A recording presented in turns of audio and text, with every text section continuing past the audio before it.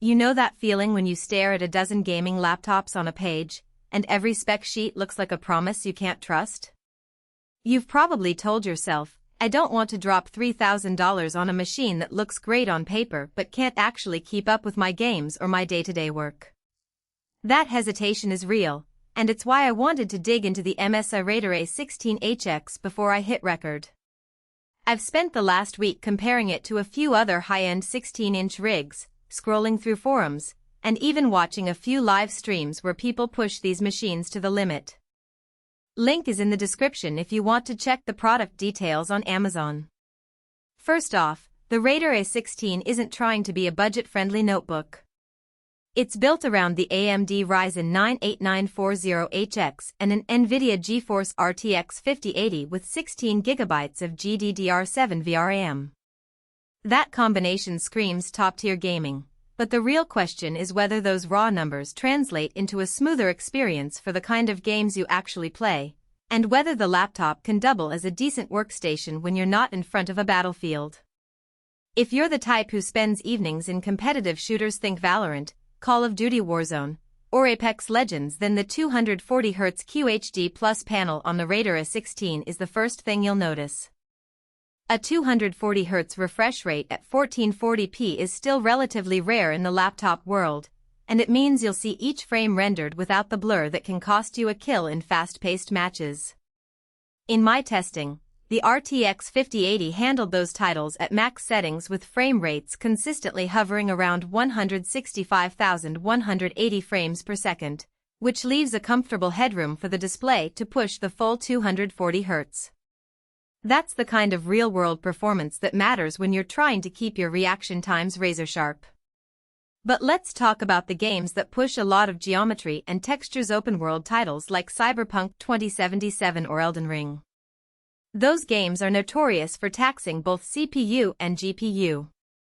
The Ryzen 9 8940HX is a beast for multi-core workloads, and paired with the RTX 5080, the Raider A16 managed to run Cyberpunk at 1440p with ray tracing on, keeping the frame rate in the 6070 frames per second range. That's respectable, especially when you consider you're getting a portable solution instead of a desktop.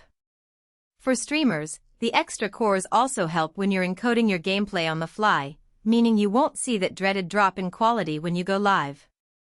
Now, who should actually consider buying this machine? If you're a serious gamer who also does content creation, editing footage in Premiere or DaVinci, running a small 3D rendering workflow, or even doing some light music production, the Raider A16 offers a solid blend of CPU horsepower and GPU muscle.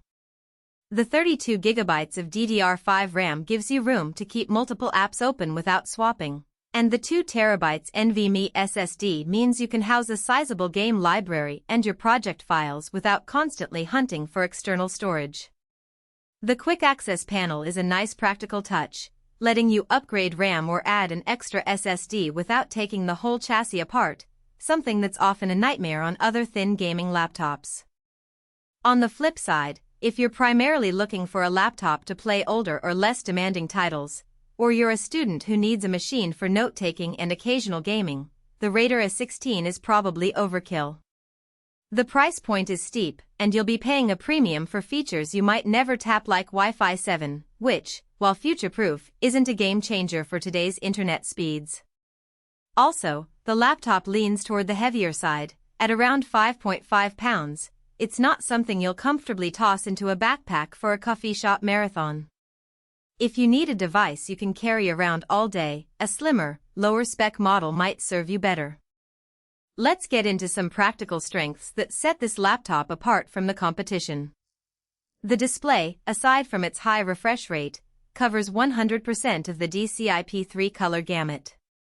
That's a subtle but important detail for anyone who does color-critical work like photo editing or video grading, because you'll see more accurate colors straight out of the screen, reducing the need for external monitors.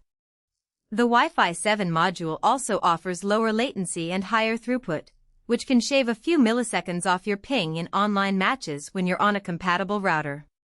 That's the kind of hidden advantage that doesn't show up in benchmarks but feels noticeable in the moment.